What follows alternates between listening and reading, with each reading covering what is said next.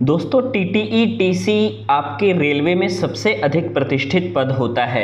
आज के इस वीडियो के माध्यम से हम आपको बताएंगे कि रेलवे में टीटीई या टीसी कैसे बने। कई सारे लोग टीटीई और टीसी को एक ही समझ लेते हैं, लेकिन टीटीई का मतलब होता है ट्रेवलिंग टिकट एग्जामिनर और टीसी का मतलब होता है टिकट कलेक्टर। टीटीई में हम सिंपल समझे तो चलती ट्रेन के दौरान जो आपके टिकट चेक करते हैं वो टीटीई होते हैं, यानी ट्रेवलिंग टिकट एग्जामिनर होते हैं।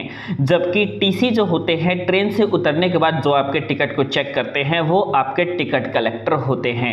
तो आइए बात करते हैं कि टीटीई या टीसी कैसे बना जाता है, क्या प्रक्रिया होती है, उसके बनने के लिए क्या योग्यता होती है, कौन से एग्जाम को देना पड़ता है, इसके अलावा टीसी की सैलरी कितनी होती है, उसकी तैयारी कैसे करें और फिजिकल क्राइटेरिया क्या होता है। सारी बातों के बारे में डिस्कस आज के इस वीडियो के माध्यम से हम करने वाले हैं, तो वीडियो को अंतिम तक जरूर देखिएगा और अपने चैनल क्विक जॉब अलर्ट को सब्सक्राइब भी कर लीजिएगा। सबसे पहली बात करें अगर हम कि टीसी बनने के लिए आपको क्या करना पड़ेगा, तो टीसी बनने के लिए आपको सबसे पहले 10वीं का एग्जाम किसी मान्यता प्राप्त बोर्ड से पास करना पड़ेगा। इसके अलावा आपको अपने 12वीं की परीक्षा किसी भी स्ट्रीम में पास करना न्यूनतम 55% अंकों के साथ अनिवार्य है।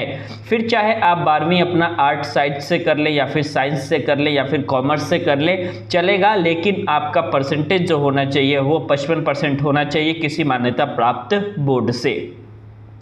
इसके अलावा अब हम बात करते हैं कि टीसी का काम क्या होता है। टीसी का जो काम होता है वो टिकट चेक करना होता है, इसके अलावा जुर्माना लगाना होता है या फिर यात्रियों के लिए सीटों की व्यवस्था करना होता है। टीसी बनने के लिए योग्यता के बारे में अगर हम बात करें तो टीसी बनने के लिए आप एक भारतीय नागरिक होने चाहिए। इसके अलावा आपकी जो न्यूनतम उम्र है वो 18 वर्ष से लेकर के 30 वर्ष तक होने चाहिए। वैसे ओबीसी और एससी एसटी के विद्यार्थियों के लिए कुछ छूट मिलती है, लेकिन जनरल के लिए इसमें किसी प्रकार की छूट नहीं होती। इसके अलावा आप 12वीं पास होने चाहिए न्यूनतम 50% अंकों के साथ। 12वीं पास होना आपका ज़रूरी है, चाहे आप किसी भी स्ट्रीम में पास हों। टीसी बनने के लिए आपके पास जो है वो रिटन एग्जामिनेशन होता है। NTPC non technical popular category के द्वारा इसकी वैकेंसी निकलती है और इसमें जो है आपसे रिटन एग्जाम होता है, कंप्यूटर बेस्ड टेस्ट होते हैं। कंप्यूटर बेस्ड टेस्ट में आप लोगों से 120 क्वेश्चन पूछे जाते हैं। अगर आप कंप्यूटर बेस्ड टेस्ट को पास कर लेते हैं तो उसके बाद आप आराम से फाइनल मेरिट में अगर आपका नाम आता है तो आप टीसी बन सकते हैं। सबसे ज़रूरी बात यह है कि आप लोग बहुत ज़्यादा परेशान थे कि सर टीसी की सैलरी कितनी होती है। सैलरी सबसे ज़्यादा ज़रूरी होता है। तो टीसी की जो सैलरी होती है वो स्टार्टिंग सैलरी उसकी 25,000 से लेकर के और 28,000 रुपये तक होती है। लेकिन अगर हम basic DA, HRA, TA, night duty, travelling allowances सब कुछ जोड़ दें अगर, तो 40 से 50,000 रुपये के बीच में एक टिकट कलेक्टर की सैलरी बनती है। इसके अलावा सबसे महत्वपूर्ण यह है कि टीटीई की तैयारी कैसे करें, अब हम ये समझेंगे।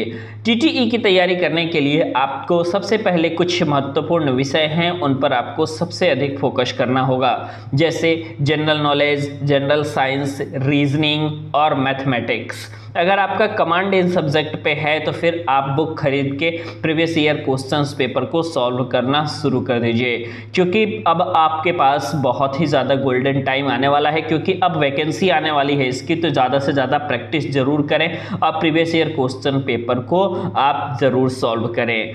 फिजिकल क्राइटेरिया रेलवे में बहुत ज़्यादा मायने रखता है। आपको मालूम है कि रेलवे में दृष्टि क्षमता जो होती है या फिर अन्य किसी भी प्रकार की बीमारी किसी कैंडिडेट को नहीं होनी चाहिए, नहीं तो वो सारे एग्जामिनेशंस को क्वालिफाई करने के बाद भी उसका नाम फाइनल मेरिट लिस्ट में नहीं आएगा और मेडिकल के एग्ज़ाम में ही वो फेल हो जाएगा। तो इसलिए मेडिकल का क्राइटेरिया और फिजिकल का क्राइटेरिया बहुत ज़बरदस्त होता है रेलवे में।